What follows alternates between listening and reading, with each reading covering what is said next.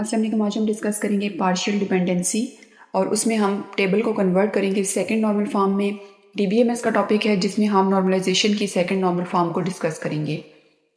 पहले हम देख लेते हैं पार्शियल डिपेंडेंसी होती क्या है। A type of dependency in which one or more known key attributes are functionally dependent on a part of primary key।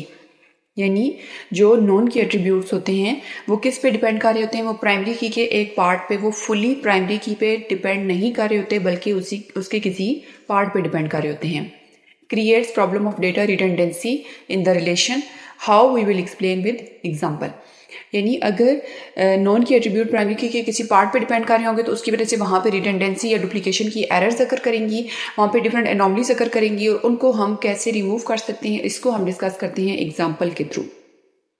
यहाँ पे जो हमारे पास एग्जाम्पल है इसमें हमारे पास एक रिलेशन है जिसका नेम है एम्प्लॉय और उसके एट्रीब्यूट्स हैं employee ID, name, department name, salary, course title and date completed, जिसमें एम्प्लॉय आईडी और कोर्स टाइटल जो है यहाँ पे एक प्राइमरी की हैं, यानी कंपोजिट प्राइमरी की इस टेबल में एग्जिस्ट कर रही है। Employee ID and course title इनको अंडरलाइन किया गया है और ये इस टेबल में प्राइमरी कीज़ हैं। एम्प्लॉय आईडी की अगर हम वैल्यूज़ देखें 100 2 टाइम्स है, फर्स्ट 2 वैल्यूज़ में 100 है, नेम है दोनों दफ़ा अहमद, डिपार्टमेंट नेम दोनों दफ़ा मार्केटिंग है एंड सैलरी दोनों दफ़ा 25,000 है। नेक्स्ट अगर इसकी वैल्यू देखें वो है 140, ये सिंगल वैल्यू है 140, नज़ीर अकाउंटिंग 19,000। देन 110 2 टाइम्स है, 190 1 टाइम है एंड 150 जो एम्प्लॉय आईडी है वो भी 2 टाइम्स है। लेकिन जो एम्प्लॉय आईडी सेम है उनकी आगे name, department name and salary की वैल्यूज़ भी सेम आ रही हैं। अगर हम कोर्स टाइटल को देखें, अब यहाँ पे क्या चेंज है, कोर्स टाइटल को अगर हम देखें और डेट कंप्लीटेड को हम देखें, सबसे पहला जो कोर्स टाइटल है that is advertising, date completed इसकी है 19/6/2019। इसी टेबल में हम दोबारा से अगर देखें तो एडवर्टाइजिंग सेकंड लास्ट पे दोबारा से मौजूद है एडवर्टाइजिंग, और उस पे अब जो डेट है वो है 19/6/2020। फर्स्ट में 2019 है इसकी डेट और सेकंड में इसका जो ईयर है वो 2020 है। तो सेम कोर्स टाइटल की आगे से डेट कंप्लीटेड वाली वैल्यूज़ अगर हमने देखी तो वो डिफरेंट आ रही हैं। सेकंड हम सर्वे है, एमएस एक्सेल है, ओरेकल है, जावा है, इन्वेस्टमेंट एंड ई कॉमर्स है यहाँ पे। तो डिफरेंट जो बाकी इसकी वैल्यूज़ हैं उनकी डेट कंप्लीटेड डिफरेंट आ रही है, लेकिन जो इसमें एक एडवर्टाइजिंग एट्रीब्यूट है उसकी जो डेट कंप्लीटेड है वो हमारे पास एक जैसी नहीं आ रही। तो अब इस टेबल को हमने कैसे जो है वो सेट करना है, पहले हम देखते हैं कि पार्शियल डिपेंडेंसी में कौन सी चीज़ें जो हैं, कौन से नॉन के एट्रीब्यूट प्राइमरी की के किस पार्ट पे डिपेंड कर रही हैं।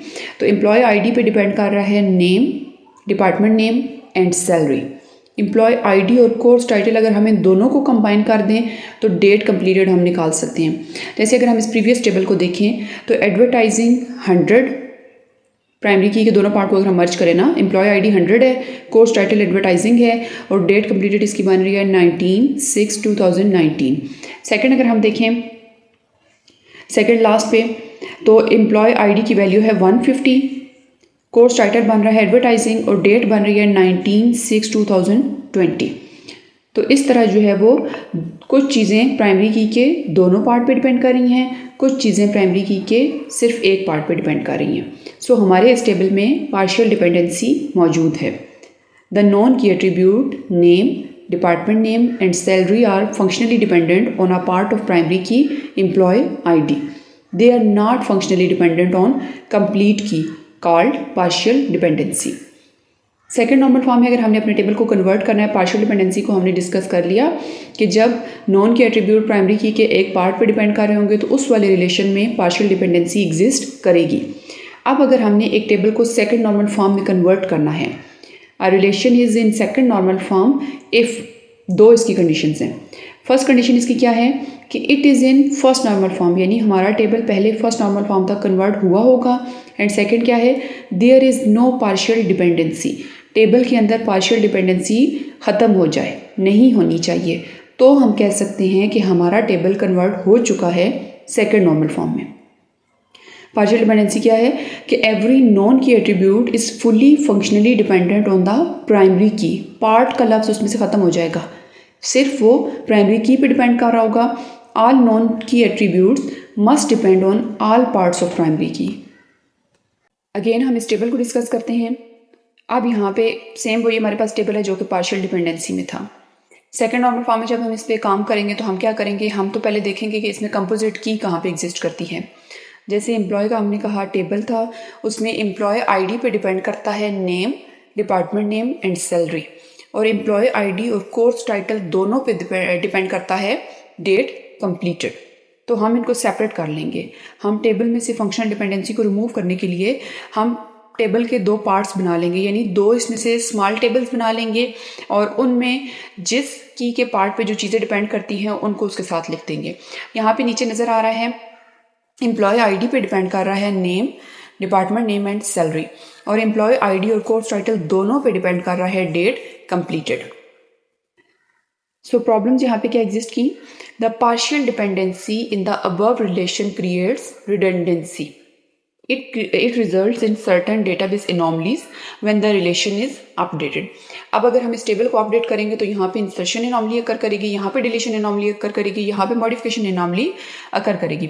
सो हम इसका सोल्यूशन अब फाइंड करते हैं कि हम इस चीज़ को कैसे सॉल्व कर सकते हैं कि हम इन एनॉमलीज के बगैर जो है वो इस टेबल में अगर न्यू वैल्यू इंसर्ट करना चाहते हैं, मॉडिफाई करना चाहते हैं, डिलीट करना चाहते हैं तो ईजिली कर सकें। सोल्यूशन इसका क्या है, सिंपली हमने क्या करना है, हमने एम्प्लॉय आईडी पे जो चीज़ें डिपेंड कर रही हैं name, department name and salary, उनको उठा के एक सेपरेट टेबल बना देना है। जो हमारे पास फर्स्ट टेबल था उसमें 102 टाइम्स था, उसमें 110 टाइम्स था, लेकिन अब यहाँ पे हमने जब इसको सेपरेट टेबल बनाना है तो हमने एक दफ़ा इन चीज़ों को लिख देना है। 100 अहमद मार्केटिंग 25,000, देन 140, 110, 190 एंड 150। हमने इन चीज़ों को वन टाइम लिख देना है क्योंकि primary key must be unique, primary key can't contain null value and primary key जो वैल्यूज़ होती हैं वो रिपीट नहीं होती। सो सेकंड जो हमारा टेबल है कोर्स का, उसमें हम क्या करेंगे, एम्प्लॉय आईडी और कोर्स टाइटल दोनों की कंपोजिट की बना देंगे और डेट कंप्लीटेड इससे इजीली हम निकाल सकते हैं। जैसे हमारे पास एडवर्टाइजिंग वाला जो वैल्यू थी वो रिपीट हो रही थी कोर्स टाइटल में, यहाँ पे एडवर्टाइजिंग और 100 को कंबाइन करें और लास्ट में हम एडवर्टाइजिंग और 150 को कंबाइन करेंगे तो फिर ये डिफरेंट कम्बिनेशन बन रहे हैं, यानी ये यूनिक कम्बिनेशन बन रहे हैं, तो इनसे निकाली जा सकती है डेट कंप्लीटेड की वैल्यू। सो इस तरह हमने एक अपने फर्स्ट नॉर्मल फॉर्म वाले टेबल को उसमें से पार्शियल डिपेंडेंसी को ख़त्म करते हुए उसको कन्वर्ट कर दिया सेकंड नॉर्मल फॉर्म में। So thanks for watching this video and don't forget to like, share and subscribe tech and CS department.